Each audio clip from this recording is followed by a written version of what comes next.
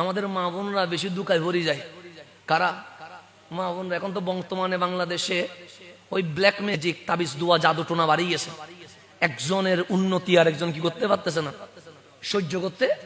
আপনার সাথে আমার কোনো লেনদেন নাই, কিন্তু আপনি যে উপরে উঠতেছেন আমি কি করতে পারতেছি না।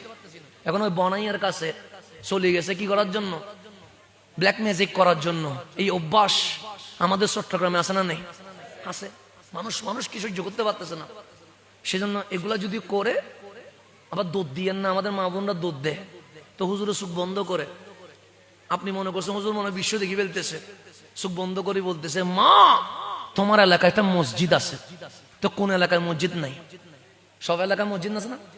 তারপর বলছে হুজুর তো দেখি ফেলছে, আলহামদুলিল্লাহ। তারপর মসজিদের পাশে একটা কবরস্থান আছে। কোন মসজিদের পাশে কবরস্থান নাই? নাই, এরকম আছে? নাই। বলছে কবরস্থানের কোনায় একটা বাঁশের জার আছে। আচ্ছা, এমন কোন কবরস্থান আছে যেখানে বাঁশের জার নাই? বাঁশের জার নাই, এরকম কবরস্থান আছে? সবগুলোতে বাঁশের জার আছে। তো হুজুর চোখ বন্ধ করে বলছে, মা তোমার এলাকায় রাস্তার পাশে মসজিদ, মসজিদের পাশে কি কবরস্থান, কবরস্থানের কোনায় কি বাঁশের টিকটাক 2 হাত পিছনে গিয়ে একটা পুরান কবরস্থান। কি কবরস্থান? তো কবরস্থানে নতুন কবরও আছে, পুরান কবরও তো আছে। ঠিক কবরের মাঝখানে তোমার তাবিজ করে দিছে। এখন আমার মা আমার বোন কানের দুল চুরি ফেলছে, সেনকুলি হুজুরে দিয়ে দিছে। আছে না? নাই। কারণ এটা সহজ সরল মানুষ। আমার মা বোনরা কানের দুল কুলি ফেলে, আংটি গুলি ফেলে, সেনকুলি ফেলে, বিদেশ থেকে জামাই পাঠাইছে টাকা, কষ্টের টাকা, গামের টাকা 2-3 লাখ দিয়ে চলে আসছে। এখন হুজুর চোখ বন্ধ করে যে কিছু দেখে নাই, এটা আমার মাও বুঝে নাই, আমার বোনও বুঝে নাই। তো ব্ল্যাক ম্যাজিক যেমন বেড়ে গেছে, সাথে বন্ডামিও বেড়ে গেছে। তো এরকম যদি কোনো লস হয়ে যাচ্ছে, একটু টেনশন মনে হচ্ছে, শরীর আগের মতো শান্তি দিচ্ছে না, এগুলা যদি হয় 3-4টা কাজ করবেন। কয়টা কাজ?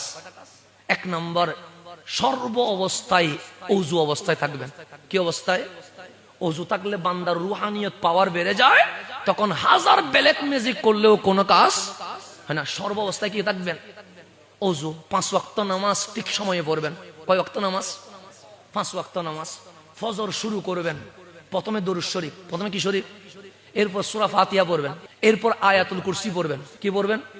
আয়াতুল কুরসি। এরপর 4 কুল পড়বেন, সূরা ইখলাস, কুল আউযু বিরাব্বিল ফালাক, কুল আউযু বিরাব্বিন নাস, কুল ইয়া আইয়ুহাল কাফিরুন। এগুলো জানেন না? 4 কুল পড়বেন। লাস্টে 3টা কি পড়বেন? 3 বার দরুদ শরীফ পড়বেন।